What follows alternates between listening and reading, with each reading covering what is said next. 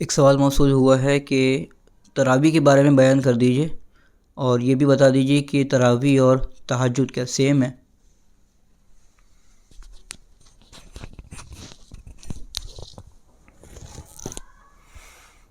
تو سوال یہ موصول ہوا کہ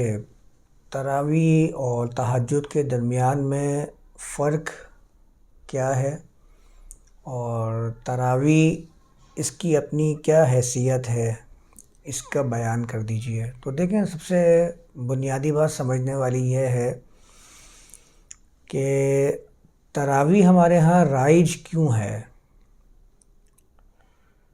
ہمارے ہاں تراویح جو کی جاتی ہے، ادا کی جاتی ہے، تراویح کے اوپر اتنا زور دیا جاتا ہے کہ تراویح ادا کریں، اگر ادا نہیں کی تو آپ نے ایک بڑا وجوب ہے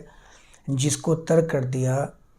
اور اس کو گناہ کا ارتکاب تک شمار کیا جاتا ہے کہ تراویح کو ترک کر دینا یہ گناہ ہے۔ اس کے التزام کی جو وجوہات ہیں وہ یہ ہیں کہ آپ قرآن سے اپنے آپ کو زیادہ سے زیادہ اٹیچ کر کے رکھیں، کیونکہ قرآن کا بھی التزام کیا جاتا ہے،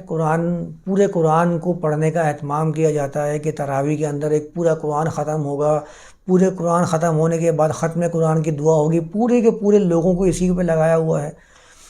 اب لوگوں کو جب قرآن کے بارے میں بتایا تھا، قرآن پڑھا جائے گا، قرآن ختم ہوا جائے گا، اور قرآن کا ایک بڑا گہرا ربط ہے، یہ رمضان جو ہے یہ شہر قرآن ہے، قرآن کا مہینہ ہے، اس کے اندر قرآن نازل ہوا تھا، تو لوگوں کے اندر وہ شوق ایک پیدا ہوتا ہے کہ قرآن کے ساتھ تو ظاہر ہے ایک اٹیچمنٹ تو ہر انسان کی ہے جو اپنے آپ کو مسلمان کہتا ہے، مومن کہتا ہے۔ جب اس کو اس ذریعے سے شوق دلایا جاتا ہے تو وہ بھاگ بھاگ کے مسجد جاتا ہے کہ مجھے قرآن سننے کو ملے گا۔ تو بنیادی وجہ جو قرآن سننے کی ہے یہ ہے تراویح کا مقصد بیان کرنے کا، کہ تراویح کیوں ہمارے ہاں رائج ہے، تاکہ قرآن سے لوگوں کو اٹیچ کیا جائے۔ قرآن سے لوگ اٹیچ ہو رہے ہیں، سمجھنے والی بات یہ ہے۔ اس تراویح کے اندر جس طریقے سے قرآن پڑھا جا رہا ہے، تراویح پڑھنے والے کو بھی معلوم نہیں ہو رہا کہ میں کیا پڑھ رہا ہوں، پیچھے کھڑا ہوا جو اس کا سامع ہے، جو اس کا غلطیاں صحیح کرنے والا ہے، اس کو بھی معلوم نہیں ہو رہا ہے کہ اس میں کیا بیان کیا جا رہا ہے، اور جو بیچارے پیچھے کھڑے ہوئے مقتدی ہیں ان کو تو معلوم ہی نہیں ہے کیا ہو رہا ہے، ان کو تو بس یہ بتایا کہ جلدی سے تراویح پڑھ کے زیادہ سے زیادہ ثواب حاصل کرنے کی کوشش کرنی ہے، مجھے تو مولوی صاحب نے اتنا ہی بتایا تھا۔ اچھا، اس کے بعد کیا ہوا کہ ان کو جب یہ سمجھ میں آنا شروع ہوا کہ بھائی یہ قرآن کے ساتھ اٹیچ کر کے تراویح کا التزام کیا گیا ہے، قرآن کا پتہ نہیں چل رہا، تو پھر کچھ دانشور اٹھے، انہوں نے کہا بھائی قرآن کی تراویح کے بعد قرآن کا باقاعدہ جس کو ہم نے پڑھا ہے اس کو سمجھنے کی محفل الگ سے منعقد کی جائے گی کہ جس کے اندر قرآن سمجھا جائے گا۔ تو اب آپ اس سے اندازہ لگا لیجئے کہ جس بنیاد پر تراویح کو رائج کیا گیا تھا اس کا مقصد پورا ہو رہا ہے؟ بالکل بھی نہیں ہو رہا۔ نہ تو قرآن درست پڑھا جا رہا ہے، نہ ہی قرآن کا حق ادا کیا جا رہا ہے، بلکہ اس کے لیے الگ سے ایک محفل بنائی جا رہی ہے جس میں قرآن کو سمجھانے کا جو فریضہ ہے وہ انجام دیا جا رہا ہے۔ تو پھر وہی کر لیں، تراویح کرنے کی ضرورت ہی کیا ہے؟ تراویح پڑھنے کی اور تراویح کو ایک منعقد کرنے کی ضرورت ہی کیوں پیش آ رہی ہے؟ قرآن ہی تو سنایا جا رہا ہے اس کے اندر کہ قرآن فہمی پیدا ہو، لیکن وہ مقصد حل نہیں ہو رہا۔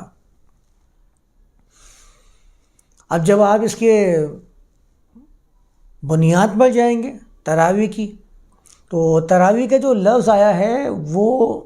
راحت سے ہے، را واو اور ہا، اس سے ترویہ نکلا۔ ترویہ کا مطلب ہوتا ہے ہر 4 رکعت کے بعد بیٹھنا، آرام کرنا، ہر 2 رکعت کے بعد بیٹھنا، آرام کرنا، اس کے لیے انہوں نے ترویہ کا لفظ استعمال کیا، اور اسی کی جمع تراویح جو ہمارے ہاں رائج ہے اس کو کہا جاتا ہے کہ ہر 2 رکعت کے بعد بیٹھتے ہیں اس کو ترویہ کہہ دیتے ہیں، آرام کرنا، راحت لینا۔ پھر وہ 20 رکعت ادا کرنا، 8 رکعت ادا کرنا، وہ بڑا ایک اختلافی معاملہ ہے، لوگوں کے مناظرے بحث چل رہی ہے کہ تراویح کتنی ہے، کوئی کہتا ہے 8 ہے، کوئی کہتا ہے 20 ہے، ساری توانائیاں اسی کے اوپر ہی صرف ہو رہی ہیں۔ آپ اگر روایت حدیث کا جائزہ لیں تو پورے روایت حدیث میں کہیں بھی یہ نہیں لکھا، کہ ایک روایت ایسی نہیں ہے جس میں یہ لکھا ہو کہ اللہ کے رسول نے باقاعدہ اس کا التزام کروایا جیسے کہ ہمارے یہاں التزام کروایا جاتا ہے۔ اس میں تو بلکہ یہ لکھا ہے کہ عمر بن خطاب کے زمانے کے اندر عمر بن خطاب نے اس کو باقاعدہ ایک بدعت کے طور پر لوگوں میں رائج کروایا تھا کہ بھئی یہ ایک بدعت ہے، اچھی بدعت ہے، اس کو بدعت قرار دیا تھا۔ اور ہمارے ہاں اس کو سنت بلکہ واجب کا درجہ دے کے لوگوں میں رائج کیا گیا ہے کہ یہ واجب ہے، اس کو ادا کیا جائے۔ تو تراویح کی یہ حیثیت ہے کہ روایت حدیث میں جب اللہ کے رسول سے ہی ثابت نہیں ہے تو اس کو ادا کر کے سنت قرار دینا یا واجب قرار دینا یہ تو بہت زیادہ غلط ایک نظریہ ہے جو لوگوں میں رائج کیا جا رہا ہے۔ تو اس میں ختم قرآن کا التزام کیا جاتا ہے، جبکہ کہیں بھی نہیں لکھا کہ ختم قرآن کروایا گیا یا اس کا التزام کروایا گیا۔ اور پھر دوسرا سوال کا حصہ کیا ہے کہ وہ تراویح اور تہجد کے درمیان میں کیا فرق ہے؟ تہجد تراویح کو کہتے ہیں،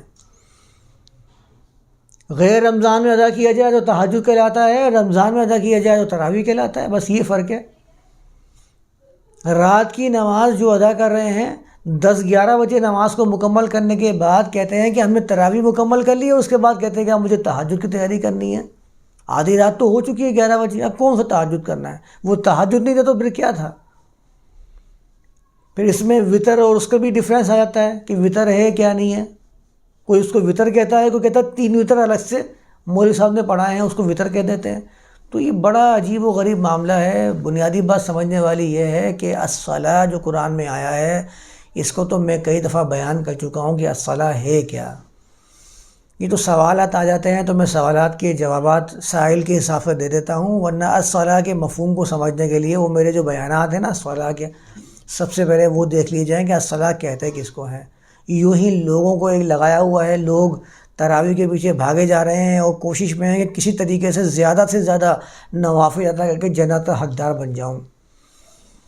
نہ قرآن کا پیغام سمجھ میں آتا ہے، نہ قرآن سمجھ میں آ رہا ہے۔ اس سے کہیں درجہ بہتر تو یہ ہے کہ انسان بیٹھ کر قرآن فہمی ایک رکوع ایک آیت کو